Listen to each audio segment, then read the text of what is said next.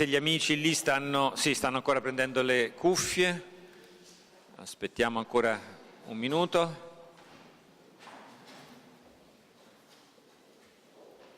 Prego, accomodatevi, ci sono posti qua.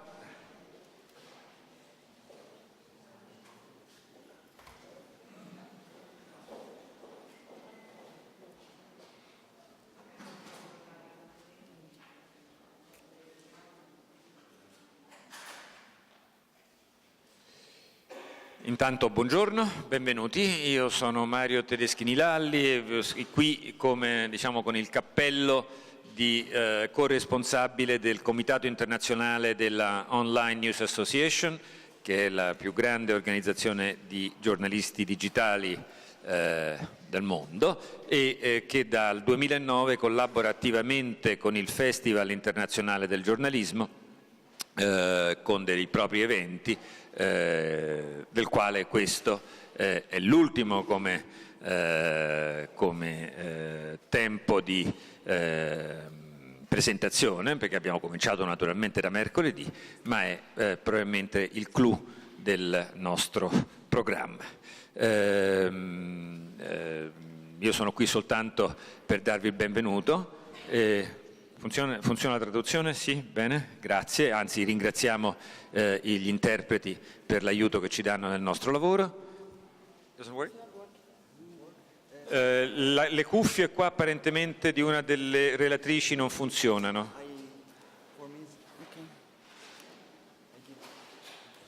Controlliamo un momento.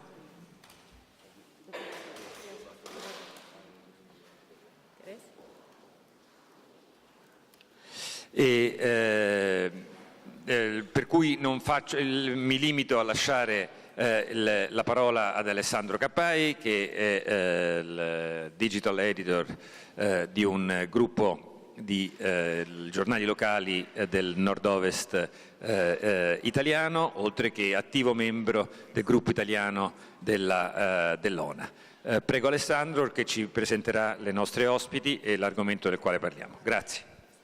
Grazie a tutti, grazie a Mario Tedeschini per la presentazione, grazie a voi. È un appuntamento, quello di questa mattina, che chiude il ciclo di incontri che ha organizzato ONA all'interno del Festival Internazionale di Giornalismo. È un appuntamento che segue, questa mattina parleremo di data giornalismo. Questa mattina, la mattinata è iniziata al Brufani parlando di data giornalismo in Italia. Parliamo adesso partendo dal titolo, appunto, giornalismo dei dati in ambienti politici ostili. Noi ci concentreremo in questo incontro forse più che sugli ambienti politici, sull'aggettivo ostile, e andremo a indagare però quanto questo possa essere ampio come aggettivo, quali sono gli ostacoli, perché gli ostacoli e le difficoltà che loro hanno incontrato non sono solo quelli dovuti alla situazione politica, per esempio, ma a qualsiasi difficoltà che chi vuol costruire un team di data giornalismo, come è successo a loro in Argentina, in Costa Rica, per due testate che per la Nacion, sia una che l'altra collega, ma appunto come vedete, come sentirete, la loro esperienza parte dal fatto che si può fare data giornalismo costruendo prima un team, partendo anche da piccoli, da un'esperienza che da piccola può diventare molto grande, da piccola può diventare significativa, e soprattutto dove si possono indagare delle storie che anche sui nostri territori e su tanti territori possono uscire attraverso i numeri, non fermandosi ai numeri, ma sentiamo cosa hanno loro da dire, perché siamo qui per Giannina Segnini e Angelica Peralta. Passo la parola a Giannina per il suo primo intervento, poi ci sarà spazio per le domande. Grazie. Thank you very much, Alessandro and Mario, and you guys to be here. You're really survivors. Many people are leaving. Well, first of all, I have two disclosures. The first one is that I haven't been doing journalism in a hostile environment. That's the truth. I'm infiltrated in this panel. And so I want to focus on, I've been a journalist for 22 years, and in the last 20 years I've been leading the investigative team at La Nacion in Costa Rica. Mommy works for La Nacion in Argentina. And I want to share some of our experiences there. I'm not working for La Nacion anymore, but first, I want to share with you a reflection on how media are working today, nowadays. And I want to introduce you to some characters. This guy is Raymond. He's the corporate editor-in-chief of a media corporation. And this is his profile. He's already working in the 2048 strategic plan, vision and mission, and he's presenting a plan to the board, and he delegates all technology decisions to the IT manager. He asks for interactive maps every day. He just hired a community manager who tweets 70 tweets a day, and he invests big money in licensed software. This guy is Henry, the lone wolf. Henry is 60 years old and a legendary award-winning investigative journalist. He has published the biggest scandals in his country, and he meets his confidential sources in underground cafeterias. He never gives credit to the researchers and developers, and he gets like an allergy every time he listens to the word algorithm. And this is Sarah. She's a passionate geek, and Sarah, by the way, works like 3 desks away from Henry, but if he sees her at the mall during the weekend, he will never recognize her. This is Pedro. He's a designer. He's 35, and he's so passionate about data visualization. He organizes hackathons, and he wants to visualize information, but journalists never pay attention to him, so he has to visualize Wikipedia data. Again, Raymond is not known by his boss. So this is the fauna we have briefly in most of our newsrooms today. Great people doing great things who are not working together. And this is what I mean, the main obstacle I want to talk about, since I don't live in a political hostile environment, is this one. And from here, I used to be like Henry. I was an investigative reporter for 20 years, and I was doing, the hard stuff, and I thought that secrecy was so important, and I had to work alone. I didn't share my sources or anything. So then we created a team of investigative journalists, and we started to learn how to share sources, knowledge, tips, and so on. And then 5 years ago, we started with this crazy idea of building a team of not only journalists, but also developers and designers and geographers. And it happened because I'm so passionate about technology. I've always been. And this is the question I had at some point. I wanted to learn every single language, and R, SQL, and so on and so on. And I realized that I didn't have time.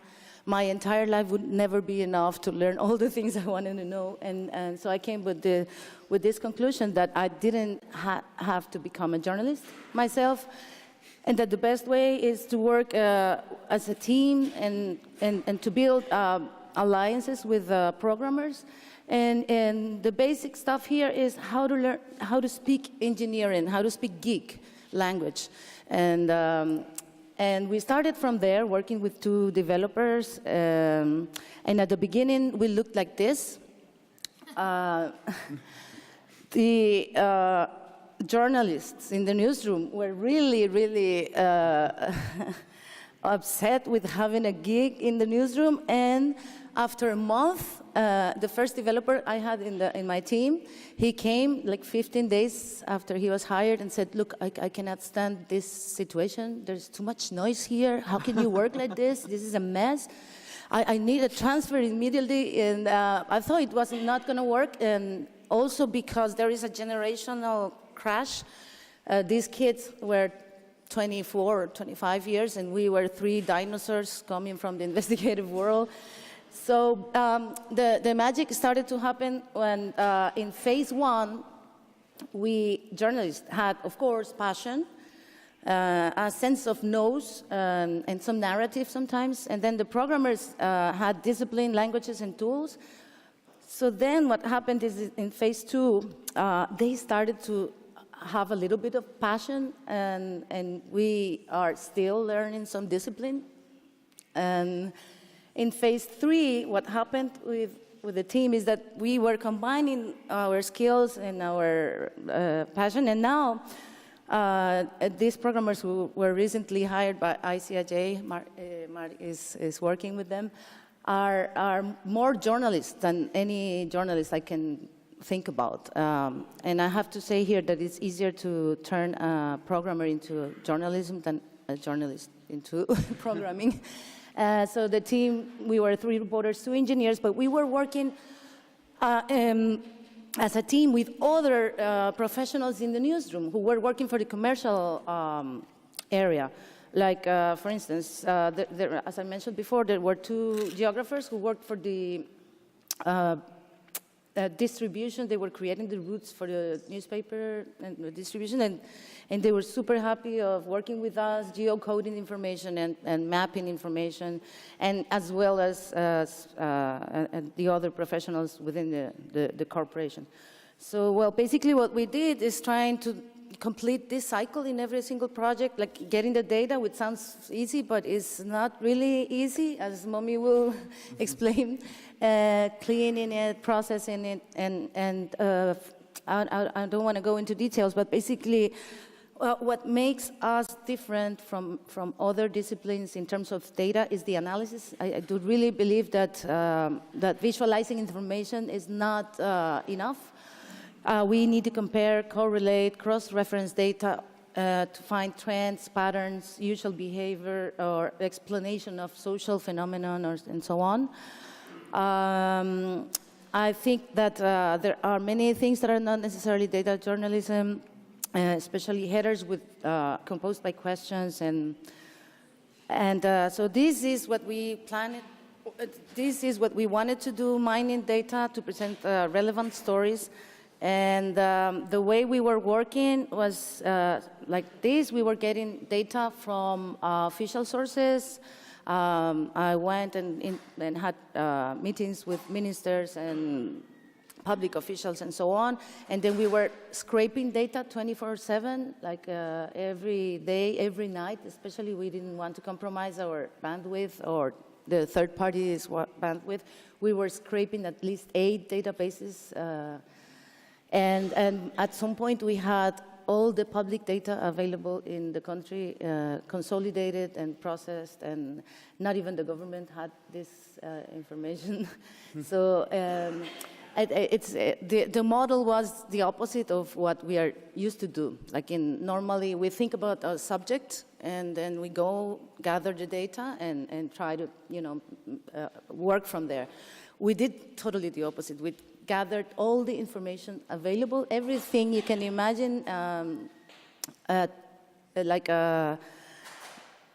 licenses, subsidies, everything. And this is the way the scraping looks like. This is the notary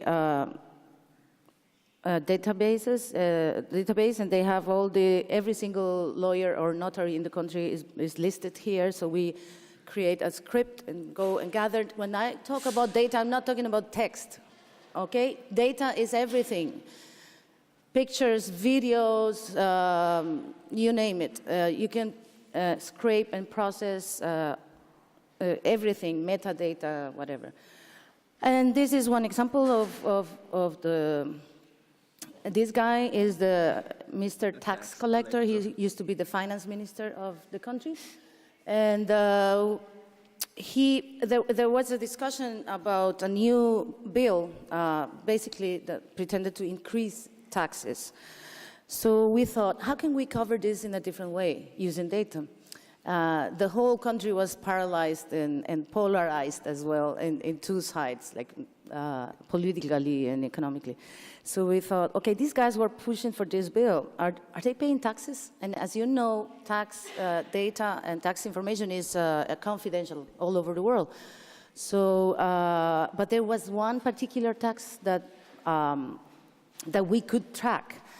So we basically worked with we created a database of the properties of the president of the country, the vice presidents, the Congress members, and ministers.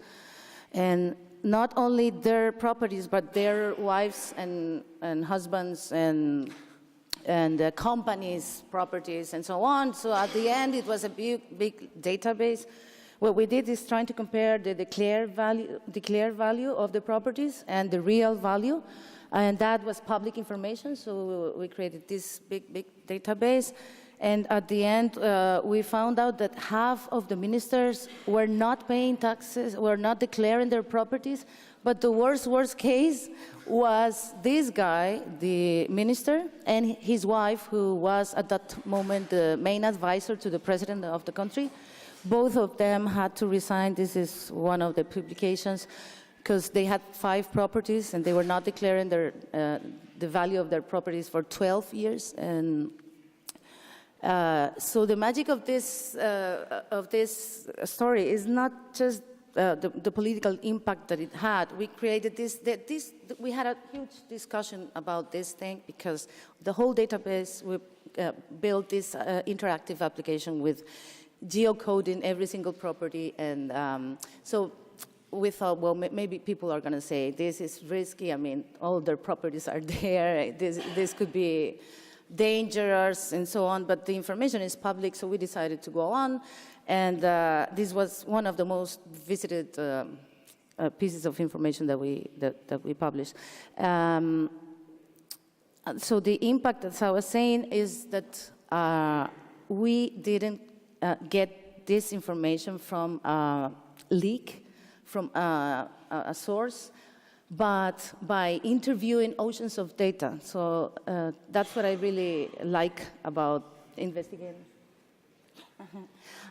Tell me when I'm... This is the first example. The first story we published on using data, investigative story.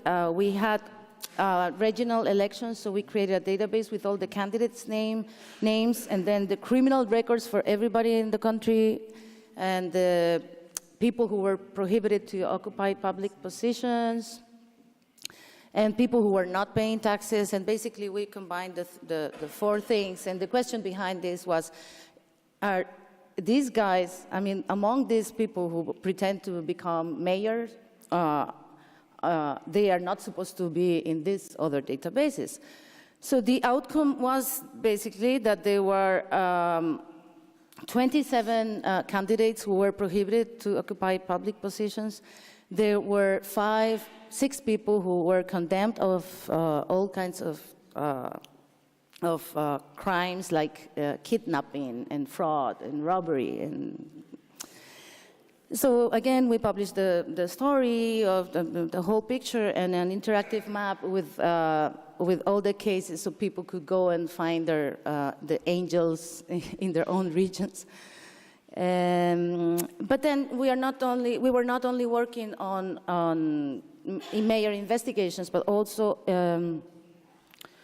in important topics like education and health. And this is one thing we did we gathered all the data of people students who applied from secondary schools, who applied to the public university. And we found that the students coming from private schools had double chance to get accepted in the university. And this is a visualization that explains the whole process and how the students coming from public high schools are not having the right chance. And then with the same data set, the magic of data is that you can create you can ask questions for every variable. So this is the geographic situation, and we found that people coming from the coasts and the regions, the interior of the country, were even worse. I mean, if you're born in one of those places and you're born a woman, you have basically no chance to go to the university at all. So we showed this, and at the same time, we created a ranking of the best and high schools, and there was a scandal. We didn't even realize what was going on. There was a private school where parents were paying fortunes to have their kids there, and the performance of this school was even worse than all the rest of the schools around the same neighborhood. So, this is another story about recycling. We had from the census information about how many people were recycling, separating their waste. And then we thought, okay, what happens after you separate your waste? We created this big database for the whole country, and we went to every single local government to find out whether they had registered these special trucks you need to collect the trash. And we found out that 40% of the people were separating their trash for nothing, because the trucks were mixing the local governments were mixing the trash again. And then here again, there is an interactive application where people could go and see whether their local governments were recycling and keeping the waste separated. And finally, this is one of the last projects we did, and this is not.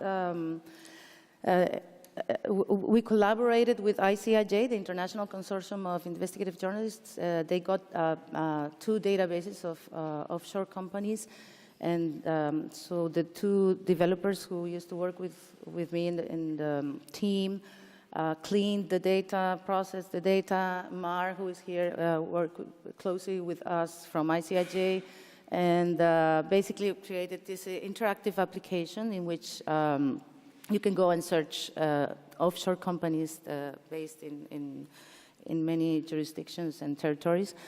And finally, I think that data is the answer for our future, not the future, for the present. The thing is that we are late always in the party. I mean, the scientific community has been doing this for 40 years, and now we feel like we are super stars because we are using a data set or a table.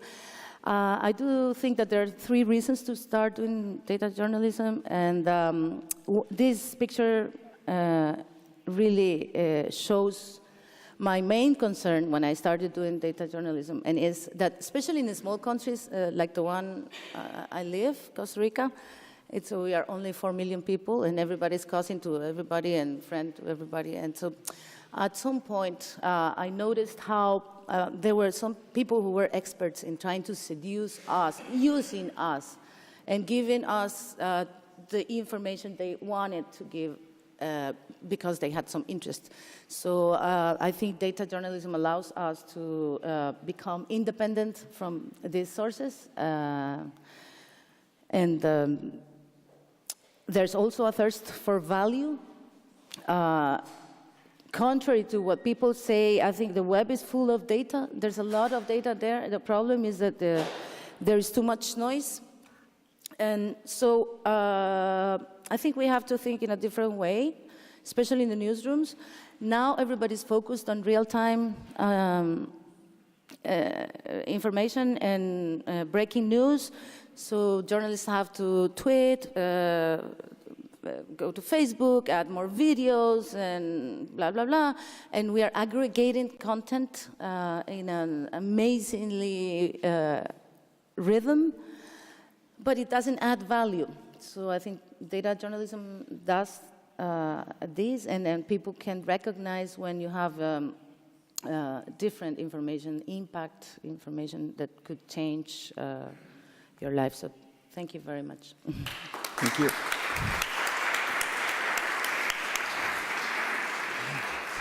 Thank you Giannina. And, okay.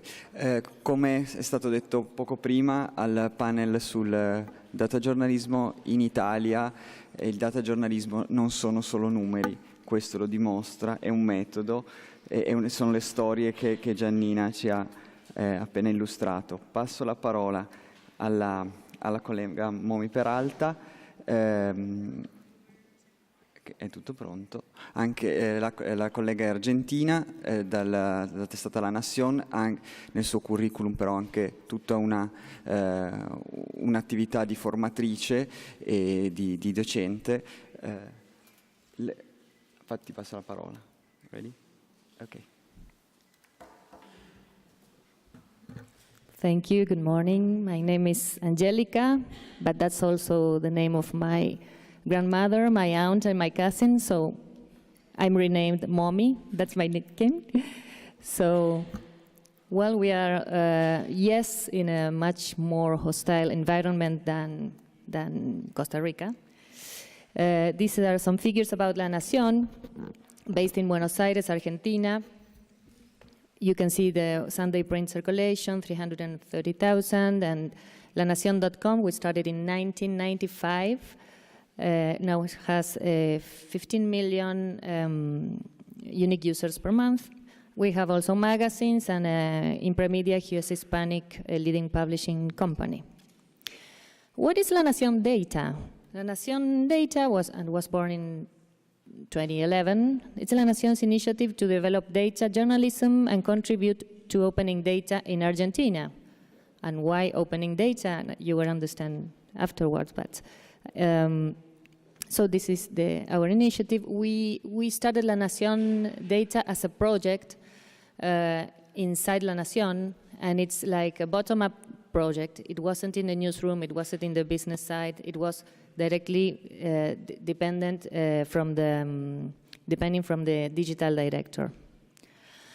So here is a little context about Argentina. Our transparency, the corruption perceptions index of Argentina, our position is 106 in 177. Just to compare, Italy is position 69 and Costa Rica 49. It says something about transparency, of course. Also, we have no FOIA law, but we have a decree. And of course, if you ask information, it comes in paper. Well, the political context of last years, this is also a project we did with data about official advertising funds distribution. We found that in this year, since 2009, 2013, 50% of the amount of official advertising came to 10 media groups that are the ones closer to government. And they kept this advertising away from eroding from the main newspapers. So you can see these, the red ones are La Nación and Clarín, and the La Nación is the one under everything. And then we also found that a hairdresser received more advertising money than the largest newspapers in Argentina in the last period. Besides, last year, government imposed ad banning to private advertisers, to retailers, supermarkets. So they stopped advertising also in papers that talked about, for example, inflation that was not the official inflation. A congresswoman also said that the advertising crackdown is the latest in a series of long-running efforts of the government to block the public's access to critical information. So why data in this such a context? Because we think data is the new raw material for journalism. Also, we want to activate, if we want to have more transparency or less corruption, activate the demand of public information. This is like very far away from the citizens, but if we use data as journalists, then more information will be demanded. To discover, of course, stories, and also to put that closer to the people in interactive ways will allow citizens' collaboration. I will show one example. And why not? It is I said the future, it's the present of journalism. Well, also, why not challenge status quo?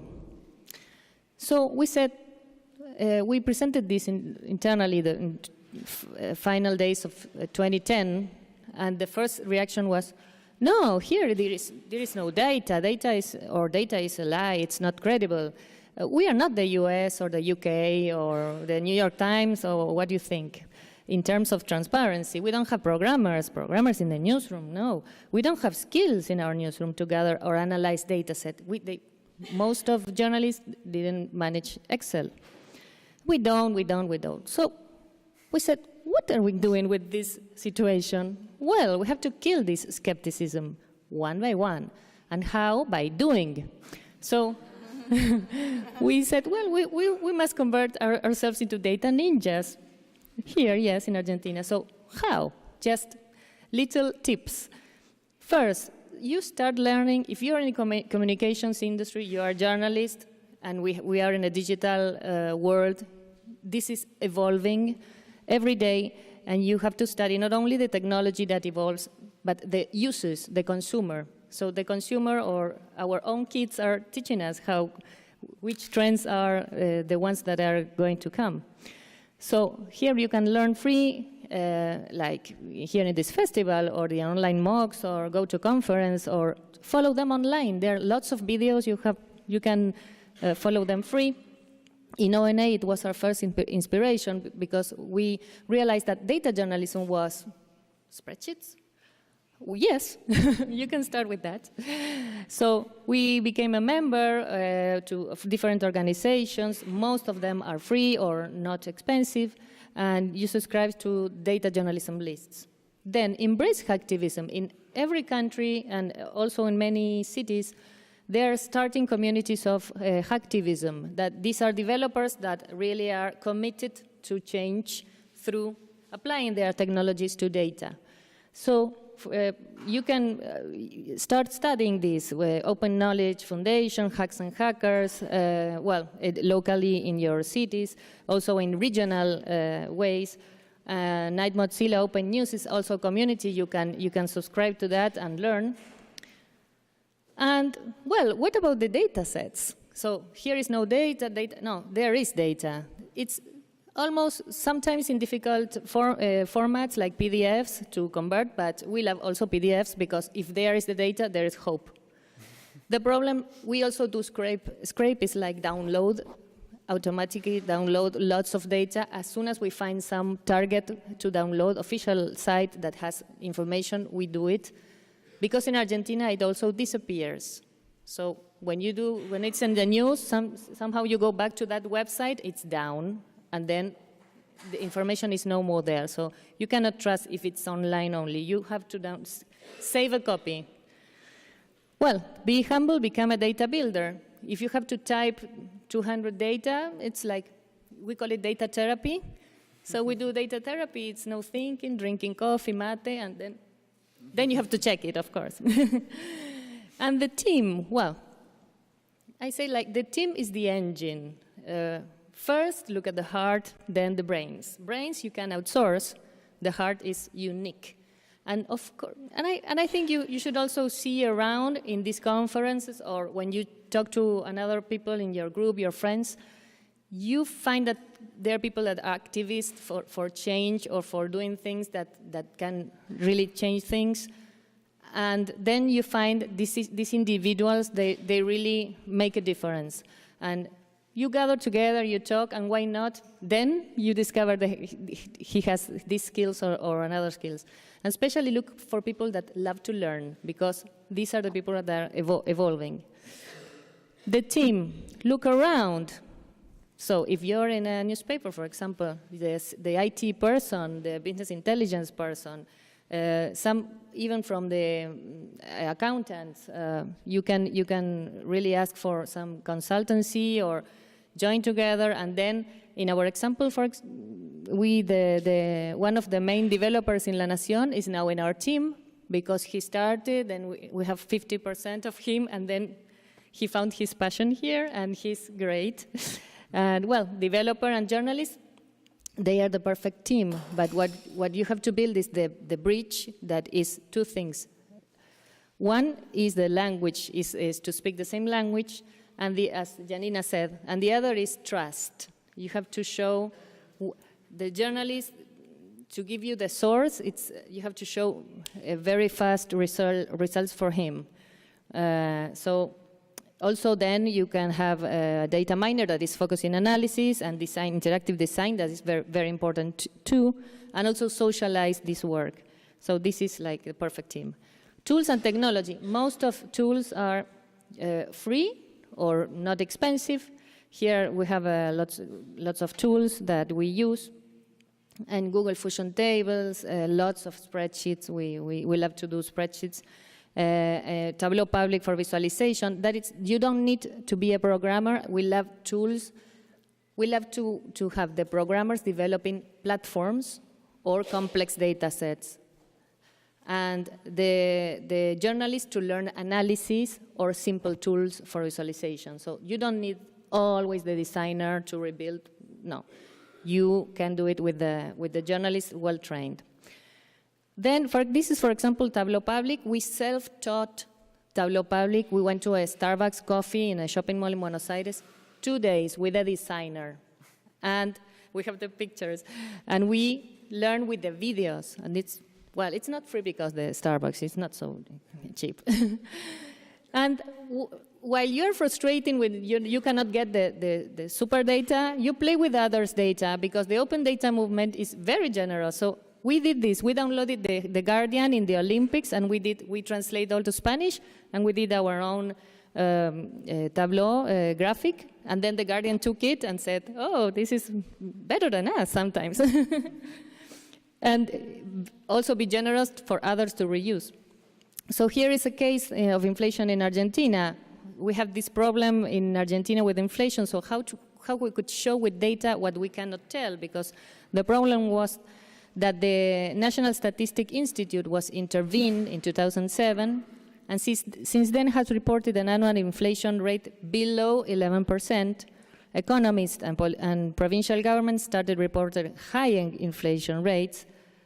So in March of 2011, Argentina fined firms that told another different inflation rate with $125,000. So lots of consultants, they couldn't say the results of their inflation rates. These firms teamed up with opposition in Congress, and together they did an average and released another monthly inflation rate. So this happened in The Economist. This is a shame, but don't lie to me, Argentina. They removed all the figures from the indicators page of The Economist because they didn't trust it. Also, the IMF censored Argentina of not trusted economic data. Well, so we did this Tableau. We enter every month. We still do this data. This is just one official and the other the Congress. And then in every article, we show this is the official, this is the independent, and we found also a consumers association, Adelco, that was measuring 28 products. We did all this. We asked them for all these press releases. The newspaper only published like a paragraph, and we said, this is perfect. This is a gold mine. We can do the prices. We can graphic analyze. So we did this Tableau. This is our first Tableau public. With you can compare the lettuce, the whatever, rice, eggs, the prices. But in 2012, government pressured them to not publish anymore this index. And they have been measuring this index for 20 years. So it was like a loss of value. And also other consumers associations of consumers, they cannot publish anymore. But with those information, we could isolate some, for example, the yerba mate, and make a story with the price of yerba. So what we never quit. So we look for more information about inflation. So we went to the provinces. The provinces, there were at that moment 7 provinces. Now there are 3 provinces that are publishing, or 4, independent CPIs or rates of inflation. And we do this we also did we implemented an open data catalog inside Nacion.com to share this information for others. You can download it, you can embed it in your blog, and you can download it in many open formats. And finally, we did this graph of inflation that we have it today. It's programmed to be connected to a spreadsheet, so this is a little more beautiful. And government realized that they couldn't continue with this. This is the red one is now 2 months from now. They really corrected the inflation rate.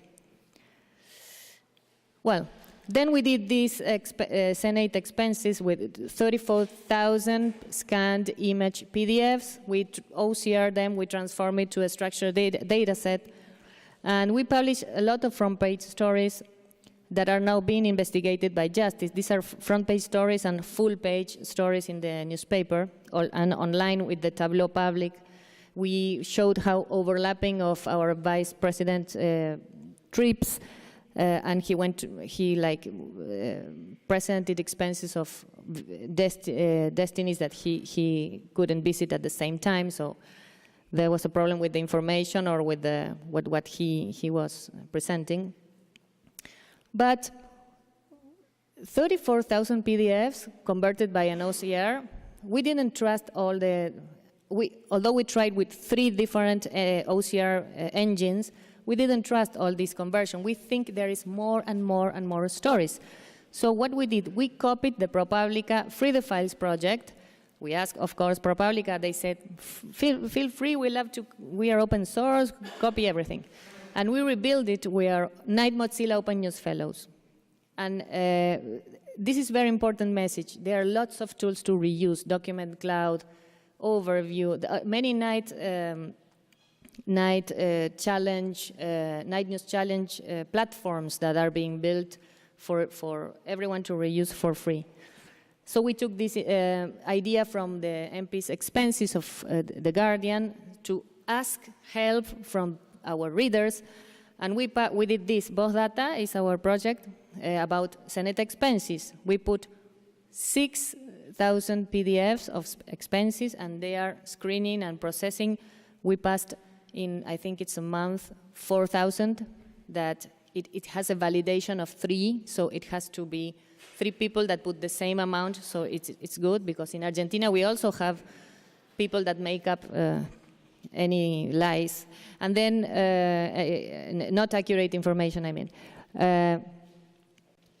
And also we gather NGOs and academia and people to like work together in a full day of liberation, open data day. Well, then we have a video that you can see if you see the. I will pass this one because we are. Oh, wait, 10 minutes? Okay. Last year we had a major floodings in La Plata, in a city in Buenos Aires, and you can see how using collaborative tools that are free, like Google Spreadsheet, Google Map, Google Fusion Tables, Excel, Tableau Public. We have an hypothesis, one of our investigative reported that had an hypothesis that government was hiding real number of deaths to diminish impact on his own responsibilities. So after these big floodings, he got 150 copies of death certificates of that period. So we designed a little database model, type each case, manually enter each case into a spreadsheet, then order, filter, analyze, and overlap this with a map of how was the city built in the underground. So visualizations for time and space help us confirm that most deaths happen between this range of dates or were directly related. And many were located over water streams running under the city and flooded blocks. So here you see the Tableau, and here you see the map. So from 51 deaths the day after, they confirmed 60 deaths. And 1 month after, 78 deaths were officially confirmed. Well, this is Hugo, you know him. And then we have the team that explains everything. Then I will publish the presentation. And the last is the open asset declarations. We teamed up. If you have a very difficult project, you team up, you ask for help with 3 transparency NGOs, also using collaborative tools. And we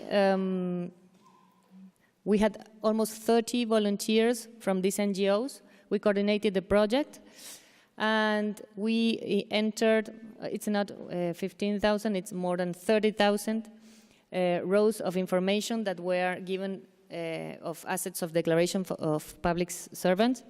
They were given in paper, like this, and then we typed it into a structured data set and then opened this data set. Why do we are so obsessed in opening data? We think this is the opportunity for data to be alive. To be alive is to then cross it with another data. So if we have closed data, if digitalized doesn't mean open. So if you structure data, you can cross it with many, like a spreadsheet or more complex or database systems. But if it's all in a PDF, it's not enough. So we are obsessed of just investing not only in our work, but in giving others the possibility to do better things, perhaps. So we have this, also these checkathons, because we call it checkathons, yes, check-in marathons, and in presence and in remote, with these NGOs and the volunteers, because it's important to check this information. And then we open data. And the last thing is our data fest. We don't have already the resources, but there is a knowledge community. We partner with Universidad Austral, data mining and university, and did the first and the second data fest, where we opened and explained more than 30 data sets, making a data set cheat sheets to make them accessible and ready for analysis. And here are one of our journalists explaining the data sets and what could be asked. And data miners, developers, and statisticians help solve these questions, adding value to data sets. So share this and explain. This is the last one. So if you find a local frustration, no resources, no FOI, no data, no mindset, then use the global inspiration. The same, because we are all in the same world regarding technology, talent, and the explosion of open knowledge and digital data. So that's it. Thank you. Thank you too.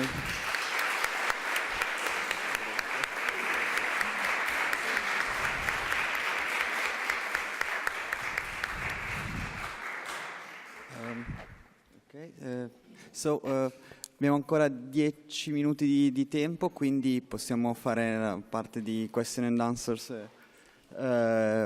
section. Quindi c'è un volontario con un microfono. Se ci sono delle domande, magari se mi prenotate alzando la mano, ne raccogliamo un paio. No? Alzare mano, una lì.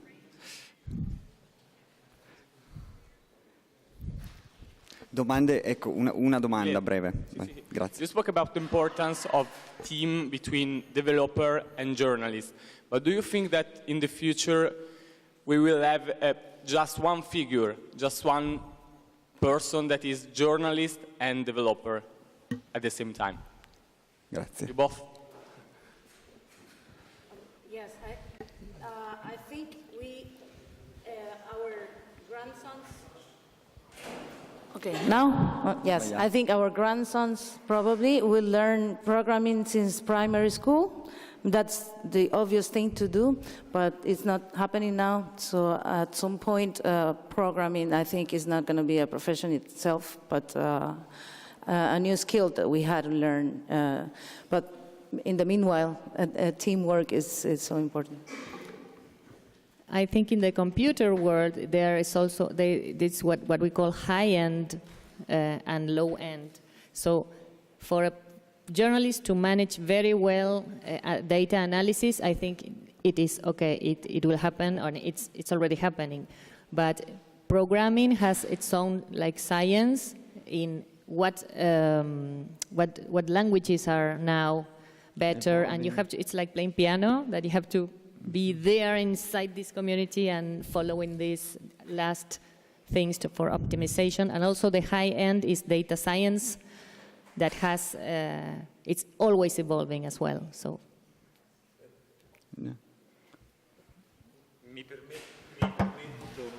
Si sente? Sì. Sì. Di aggiungere io una cosa. Forse io spero che questa distinzione non si ponga più a prescindere dall'unificazione in una persona. Quello che ci ha raccontato per esempio Giannina, no? Dell'incrocio delle competenze tra le due squadre degli sviluppatori e dei giornalisti. Se riusciamo a costruire delle squadre dentro una redazione, se io scrivo